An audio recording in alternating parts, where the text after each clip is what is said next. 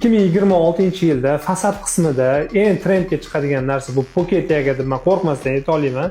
Chunki nimaga deydigan bo'lsangiz, bu yoqda poket yagani detalli qilib ishlangan tagasi juda ham chiroyli, ham katta karnizlarni bemalol 1 metr undan katta karnizlarni bemalol poketdan yasatirsangiz bo'ladi. Endi o'ylang, 1 metr tagingizni gipsdan bo'lsa yo betondan bo'ladigan bo'lsa qanchalik og'ir bo'ladi. Unga metal konstruksiya qilib boshqa svarchi olib kelib, uni svarkalab juda ham mehnat ko'p. Poket yagi bo'ladigan bo'lsa ham yengil, ham ustanovkasi tez bo'ladi. Bundan tashqari bizning mahsulotlarimizda tagalarni xohlagan shaklingizda, xohlagan figurangizda, xohlagan hajmingizda tayyorlab bera olamiz.